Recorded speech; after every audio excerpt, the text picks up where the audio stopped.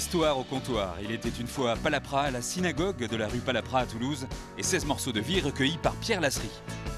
Du cœur et de la matière grise au comptoir, le comité local du Téléthon et Anne-Catherine Prats, Notre corps est composé de nombreuses cellules.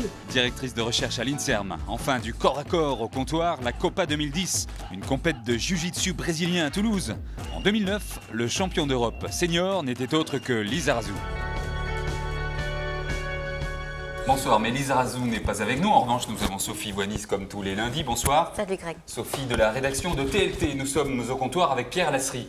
Bonsoir. Bonjour. Donc c'est vous qui avez réalisé ces entretiens de fidèles, puisqu'il faut les appeler ainsi, les fidèles de la synagogue de la rue Palapra à Toulouse, dans ce livre qui se nomme « Il était une fois », avec un jeu de mots sur la foi, à Palapra. Donc des entretiens que vous avez réalisés il y a 3-4 ans, 2-3 ans peut-être ? 2 ans. Oui.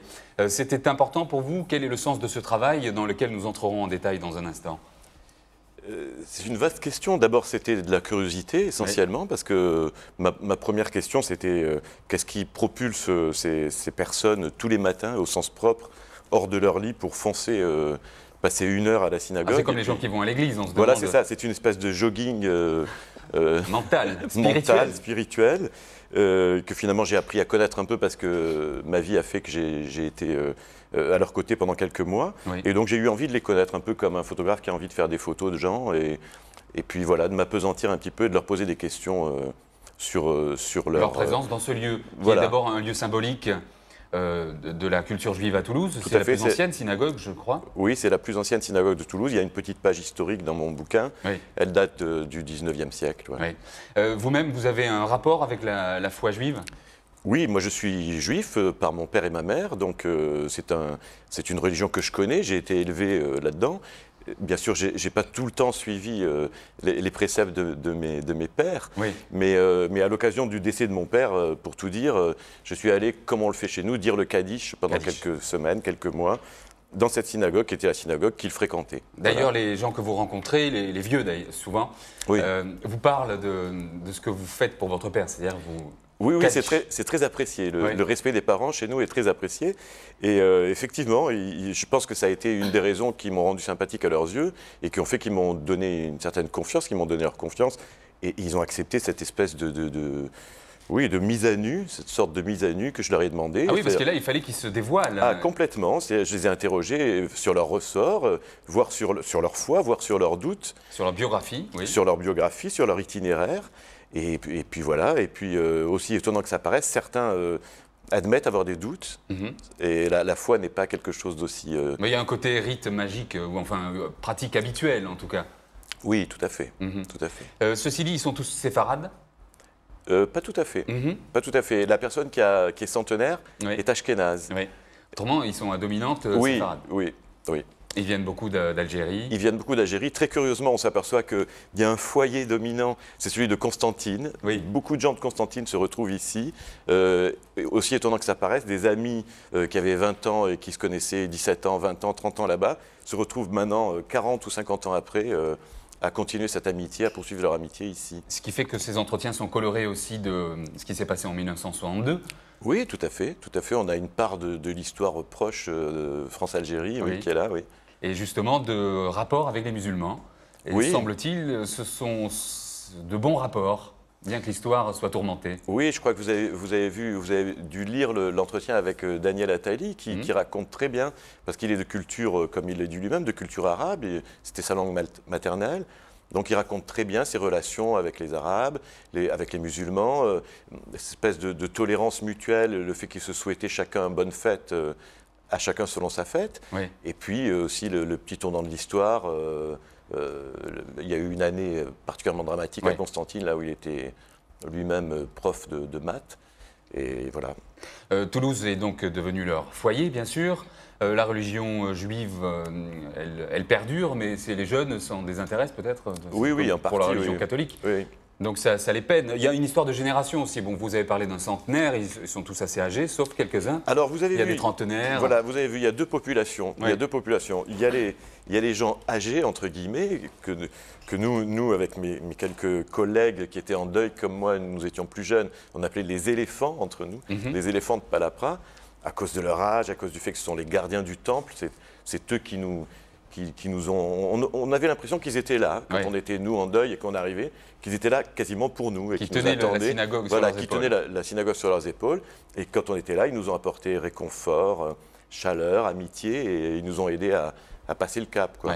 Donc il y a cette population, et puis il y a la population des endeuillés qui viennent là et qui n'ont pas mis les pieds parfois à la synagogue depuis plusieurs mois et qui viennent un petit peu rendre hommage et faire leur devoir d'enfant, quoi. Oui. Alors il y a des choses très émouvantes. Un vieux monsieur qui dit que son plus beau souvenir, c'est quand il est rentré vivant de la guerre, puis qu'il s'est marié et qu'il a fait des enfants, et que ses enfants viennent souvent le voir et s'occupent de lui. Ça, c'est très important, finalement, cette transmission. Ah oui, je vois tout à fait. On a vu à Toulouse récemment une pièce de Serge Crébus qui parle de ça aussi, la transmission, le rapport les pères et les fils. Oui, je crois que ça s'appelait Le Grand Retour de Boris S. Exactement, oui. Avec Roger Borland. Voilà. Et Laurent Colombert. Voilà, qui jouait son fils. Donc il y a ce Kaddish pour les pères, toujours. Oui, la relation père-fils est très présente dans la religion juive. Elle est omniprésente, je dirais. Et puis après, il y a aussi une connotation entre le père, Dieu, et les patriarches. Donc il y a une sorte de filiation qui est permanente. Voilà. Et une dernière chose que je voudrais évoquer, dans l'un des entretiens, je crois que, donc c'est page 36, c'est avec Nathan Bizanken, qui est né en 1932 à Ain Temouchent. Nathan Bizanken. En Algérie. Vous lui parlez de la religion de tolérance, et vous lui dites que s'assimiler finalement à une république, à un pays, c'est de la tolérance, et lui, il vous dit que c'est se vendre, en fait. C'est particulier, ça, en fait. Oui, c'est particulier. Il parle pas tout à fait. Il parle pas de ça. Lui, c'est quelqu'un qui a beaucoup réfléchi. Alors, je pense qu'il a beaucoup réfléchi parce qu'il était agriculteur et qu'il a dû passer beaucoup de temps, comme les agriculteurs, en sillonnant ses champs, en sillonnant son sillon, en faisant son sillon. Et il a beaucoup réfléchi. Et c'est quelqu'un de très exigeant, Nathan Benzaken. Et je pense que lui, il considère que si on n'a pas un cadre, eh bien on se perd. Voilà. C'est tout à fait entendable, c'est tout à fait... pour lui, je pense qu'il y a une logique de la religion juive qui fait que si on n'obéit pas à un certain nombre de règles, à un certain nombre de lois, eh bien on se perd, on se dilue. Voilà qui est utile pour tout le monde, manière de voir. Sa manière de voir. Cela est utile pour tout le monde. C'est également un livre traversé par des chants et l'amour de la liturgie. Oui. De la liturgie. Oui, moi j'aime beaucoup cette liturgie, personnellement. Il était une fois, sans le S, à Palapra, entretien avec Pierre Lasserie. C'est vous, 17 portraits de fidèles de la plus ancienne synagogue de Toulouse. On trouve ce livre dans les bonnes librairies toulousaines. On peut le commander également à la FNAC. Tout à fait. Qui est le grand magasin du centre-ville. Merci, vous restez avec nous. Merci. Du cœur, il y en a dans le Téléthon, c'est le week-end prochain, Sophie. C'est ça, on reste dans la générosité et dans la transmission, puisque la 24e édition du Téléthon va se lancer, pas très loin de Toulouse, puisque c'est à Pau cette année qu'on va lancer cette édition 2010. Il faut savoir qu'aujourd'hui, 6 000 à 8 000 maladies rares sont répertoriées en France et qu'elles touchent environ 3 millions de personnes. Alors, Monique Villotte, bonsoir, vous êtes coordinatrice, vous, pour le Téléthon ici en Haute-Garonne. Est-ce que les Toulousains sont généreux? En général, oui. Ils sont généreux. L'année dernière, pour tout vous dire, sur la Force T, qui sont les manifestations du terrain, donc toutes les manifestations qui se passent dans la Haute-Garonne, c'était plus de 584 000 € que nous avons récoltés. Juste avec ces animations? Juste avec ces animations-là. Ceci dit, le 36-37, qui travaille beaucoup aussi à la Salle des Illustres, nous fait, avec la télématique, dépasse les 953 000 €, ce qui fait que pour la Haute-Garonne, c'est un chiffre de plus de 1700. Malgré la crise. Malgré la crise, c'est vrai, mais les gens sont quand même généreux et on compte surtout sur eux le week-end prochain, même si on a démarré un petit peu hier. Ouais, c'est en 84 qu'on a dépassé la barre des 100 millions d'euros, je crois, pour le Téléthon. Quelles sont peut-être les principales animations auxquelles on va pouvoir assister ce week-end sur Toulouse et la Glo? Déjà, hier, on a fait un petit lancement qui était pour nous une très grosse journée, puisqu'il y avait 150 motards qui ont circulé dans Toulouse pour rejoindre le parking de Carrefour Portet-sur-Garonne, où il y avait de nombreuses animations. Il faisait très froid, mais les gens étaient là, c'était super. Donc ça, c'était un petit peu le lancement, un petit coup médiatique, on va dire. Mais teasing. Hein? Un teasing, comme on dit. Ah oui, ça c'est le mot Des Vous jeunes. parlez anglais, Sophie? Des jeunes, le mot des jeunes, j'en suis pas là. Mais si ce n'est que dans la Haute-Garonne, eh ben, il va y avoir de nombreuses manifestations. Toulouse ne sera pas en reste parce que la place du Capitole, malgré le marché de Noël, va être animée par les étudiants et les sages-femmes, etc., qui vont faire des animations dans la rue. Il y a un marchand de pralines. Mais tout autour, dans la Haute-Garonne, donc à Castanet, il va y avoir de la danse, ça je sais. À Muret, À on Muret. va parler du Mureton. Alors, le Mureton, c'est formidable. À 10h30, alors ils font un truc qui s'appelle le flash mob. Oui. Ouais, c'est ça. C'est un rassemblement de Voilà. personnes qui font Donc, une action sur voilà. Donc, un à moment 10 heures très et- court. Qui est filmé et qu'on retrouve sur Internet. Sur Voilà, Internet, ouais. 10h30 sur le marché de Muret. Donc beaucoup de danse à Muret. Donc après Castelmourou, ben, on va le dire tout à l'heure, peut-être Anne-Catherine le dira. Oui, parce que nous, Un concert. vous êtes venu avec une batteuse de rock'n'roll, Voilà. non de jazz, pardon. De jazz, mais bon, qui fait de la recherche aussi. Et Ah, c'est donc vous, Anne-Catherine Pratt. C'est donc elle, Docteur oui, Anne-Catherine. qui travaille et elle a besoin de se défouler. Donc, Comme nous tous. Comme nous tous. C'est mieux de taper sur des tambours Voilà. que sur un éléphant. Voilà, tout à fait. Et sur ses Donc, collègues de travail. Saint-Jory, 30 heures de rock. Par contre, Saint-Jory, 30 heures de rock. Castelmourou, donc le concert de jazz, mais fête foraine. Balma Montrab, c'est du cabaret.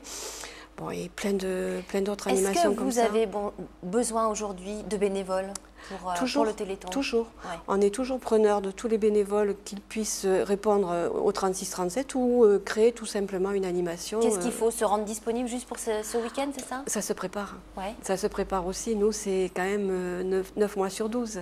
Le Téléthon, ça n'a pas l'air. C'est que 2 jours dans l'année, mais c'est de la préparation. Et justement, c'est ce que à longue j'allais vous année. demander. Qu'est-ce que vous faites le reste du temps? Parce que le Téléthon, voilà, c'est en ce Ben, moment, ça c'est un vous paraît très court. Parce Et que vous, c'est- qu'est-ce que vous faites quand vous n'êtes pas sur le plateau à poser des questions? plein de choses, Greg. Donc, il faut déjà, après le Téléthon, c'est la remontée des fonds. Donc, on est de permanence pour recevoir tous nos organisateurs qui vont venir avec leurs petites enveloppes qu'ils auront transformées, parce que nous, on ne prend pas d'espèces. Ils auront transformé leur liquidité à la poste et ils nous amènent tout ça. Il faut renvoyer à Paris, il faut faire les comptes. Et puis après, on se relance dans les préparatifs. Donc, quelle est la campagne? Comment on s'y prend? Qu'est-ce qu'on va faire? D'accord. Ah oui, tout un c'est- travail de de fond. l'anticipation. C'est tout. Oui, bien sûr. C'est- En fait, on est des bénévoles à plein temps, on va dire. Merci. Dans une minute après la pub, on se retrouve pour parler du Téléthon avec Anne-Catherine Pratt, C'est recherche. batteuse et chercheuse. À tout de suite. Surtout chercheuse. Ah bon?